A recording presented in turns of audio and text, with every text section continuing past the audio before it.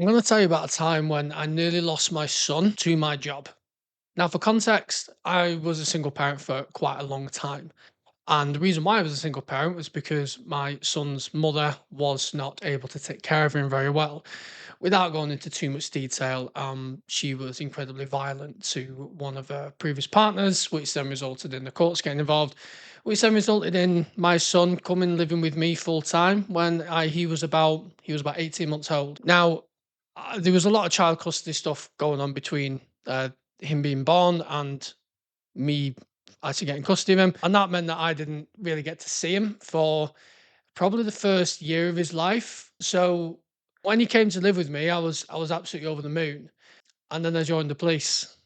I joined I started working shifts. And I'd always worked shifts here and there, but of course when I wasn't seeing him, that wasn't as much of a problem. But then I obviously got custody of him, and then it did become a problem. And it actually got to the point where he would be seeing his mum during the week or at the weekends when I was working, because I was working full time. And I was working nights, I was working late, I was working early mornings. I was spending more time at work than I was actually looking after my own son, looking after my family. And this is something that I hear a lot from shift workers, certainly people who are single parents, that they feel like they're relying on a lot of people a lot of the time. And they have this feeling of guilt, this feeling of like, this feeling of not being a good parent.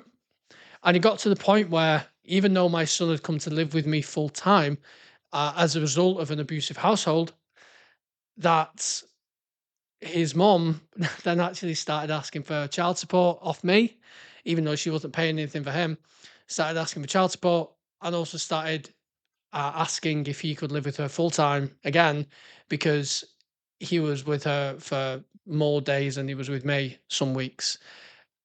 And it was at that moment, really, it was at that moment I thought, I'm not fucking doing that. There's no way on this earth. I've fought so hard to, one, just to have access to my son, but two, that he has been awarded to me via a court order because of your behaviour.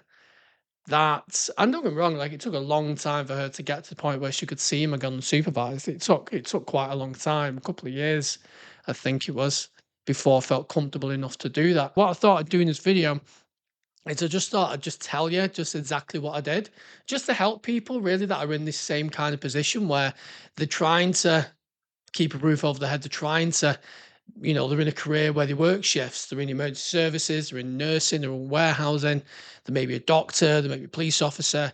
And the circumstances around that nature of work means that you're not always there for your kids. And obviously it doesn't have to be as extreme as what I'm saying, but when people message me, they are struggling with that parental alienation, feeling distant from the children and feeling distant from their family, feeling distant from their loved ones, their spouses, their partners, feel like, they're drifting apart. So I just want to go through just some of the things which I did on how to navigate this and how to basically stop you getting in the same position I was in, because trade-off was so significant, and I didn't even realize at the time. Yes, I might be earning money, but the money I'm earning, I'm literally selling my soul. I'm selling the hours of my life. I'm selling the time I could be spending with my son, watching him grow up and become the man I want him to be. I'm selling that time for a job which blatantly really doesn't care about you. Like, you can be replaced if you was to go off long term sick, or you was to hand in your notice and quit, after years of grafting for the job, or you get fired for whatever reason, you get sacked, the job will replace you in a heartbeat. But you've sacrificed so much of your time with your loved ones, which you can never get back, and sometimes that relationship can be irrevocably damaged, and you can't ever get that time back. So I've just got a couple of notes here down, and I do talk about this quite a bit in my shift proof community. And if you are a shift worker, you do want some extra support. You want to be fitter, healthier, be there for your family, and get some practical tips and practical support in how to do that. Then, by all means, there's a link in the description of this video. You don't have to, but you can join if you like. And the first thing I want to talk about is just the trade off. So, what is the trade off? The trade off, quite simply, is the time you spend at work, you will get paid for, But the more time you spend at work, the less time you will see your children growing up, and you will spend less time with loved ones. And the trade off is, where do you want to put your energy? Where do you have to put your energy? Am I saying that you need to quit your job and have no money? No. Am I saying that you should stop spending any time with your family whatsoever and work more? No, I'm not. There's a balance there. And there's something in Buddhism, actually, now I think about it, called the middle way. And it's not necessarily just about having all or having nothing. It's about finding the balance that works for you. That's why I've got the chakras on my arm, actually. I don't know if you can see those.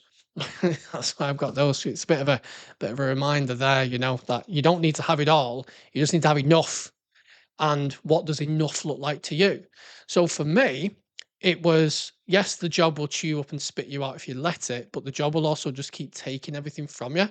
You can literally sell your soul. You can give everything to the job, and what do you get in return outside of a paycheck? You just need to understand, like, the simple truth. More time at work means more time away from your loved ones, and that is time you cannot get back. You can always make more money.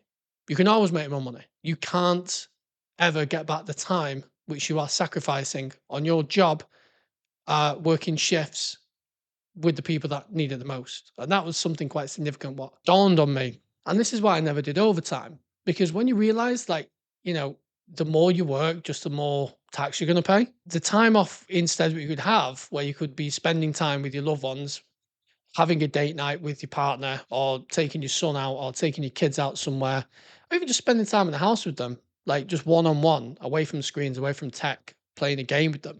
It's so much more valuable than money. It's a two-pronged effect, because the more you work, the more tired you're going to be on your days off as well. So you get stung twice with it. You don't just get stung with you get stung three times. Now think about it. You get stung with the time what you're losing while you're at work with your loved ones. You get stung with the extra tax what you have to pay due to the extra money you've earned, and you also get stung again because you are more tired on your days off to spend with your loved ones. So I can't see the benefit of it. So stop, don't do overtime. Don't do overtime. One thing I would suggest what you do, which is something I did, was I approached my employer for a bespoke shift pattern. I did a bespoke shift pattern. If you don't know, it's basically like it's your own hours. You pick your own hours, and you have to make reasonable adjustments depending on family circumstances. Me being a single parent, I was able to do that. Some employers are more adhering to others, but it's always worth the try, worth the ask. And what I did was I dropped a shift. I dropped a full shift a week, and on the other shifts, I would start a little bit earlier on like a night shift to make up some of the hours, but I would also start later on the day shifts because I wanted to be there during those key times. I wanted to start earlier on a day shift and finish earlier on a day shift, meaning I could be there for those transitional periods. And I'll get on to that next. So the biggest issue is obviously the shifts. And one of the difficult things is you are away during the night. If you are a shift worker, your kids are in bed and you're away. And that's not too bad, because then when you get home, you can still take them to school and you could sleep while they're at school, and then you can pick them up again later. And that was something that quite worked quite well for me. Of course, we still need help and support, especially if you don't necessarily have a partner at home. You have to rely on family, friends. We love our kids. We want to do a good job, but you're a parent first. You're a police officer second, or a paramedic second. And again, we're talking about the trade off. Like, we have to be able to say, we can look after our children and provide for our homes, and it's how much do we focus on one and neglect the other, because if you focus your attention on one, you're neglecting the other by some respect. So we have to understand that there is a trade-off there. And one thing I do teach people in my shift proof community, and when people want to work with me one-to-one, is your days off are sacred. Now, if you are an emergency service worker or you're a shift worker, you aren't guaranteed those days off. The amount of times when I would have a Friday booked off, or, I'd be like, okay, cool. I finished work on Tuesday. I have Wednesday, Thursday, Friday off, and I'm back in Saturday.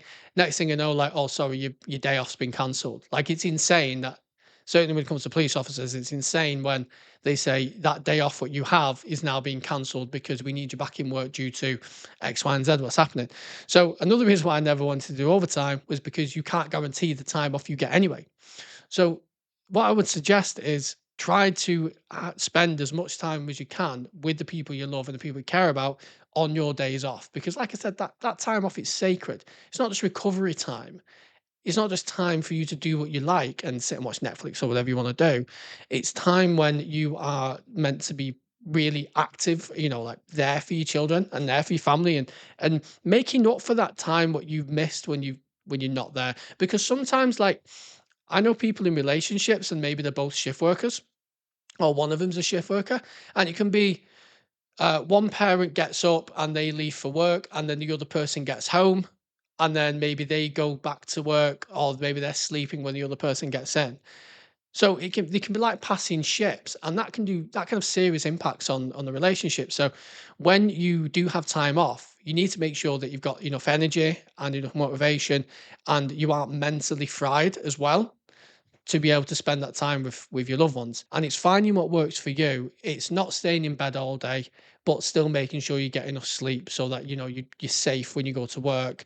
It's being there during the key moments as well, those key transitional moments. So, for example, one of the things what I used to do was if I finished a night shift, I'd go and pick up my son from my mum's or from his auntie's, and yes, I'd be tired, but I would take him to school, and then I would come home and I would sleep, and then I would pick him up from school later, because it's those key transitional moments which I think are really important, like kids getting up for school, kids going to bed, meal times, and it goes a long way to further that relationship what you have with your loved ones and with your kids. And it's like as well, if your spouse or your girlfriend or boyfriend walks through the door, even if you're tired, just getting up and just like saying hello to them, just giving them a kiss or tell them that you love them, it can go a long way. It can really go a long way, rather than sitting there watching TV, eating a double size bar of dairy milk, too exhausted, to even lift your head.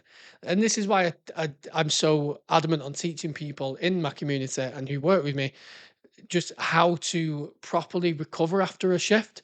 Not just a night shift, but it could just be like a really mentally taxing shift, a really emotionally heavy shift. So it's teaching people how to take care of themselves so they can be there and show up for those times and those people that matter in their lives, so that those relationships don't break down. Because let me tell you, I have had relationships where I've worked as a shift worker and they've been quite fucking crazy and volatile. And sometimes, like, partners don't get it. That's another thing. Like, partners don't necessarily get it. I may have done a night shift and then had 2 hours sleep, and then my partner was upset with me because I wanted to have half an hour in the evening before I went to work. And they'd be like, "Well, you've been to bed all day." So I haven't been to bed all day. I've had 2 hours sleep. That would be like you going to bed at 10 o'clock, me getting you up at midnight, and then telling you you have to go to work at 10, at 9, 10 o'clock in the morning. Like, you're going to be tired. So an understanding partner is also a big thing too, but we try and mitigate that the best we can. We try and show up during those key moments as best we can and try and find the time to sleep. Another big one I would say is just get rid of these things, your phone.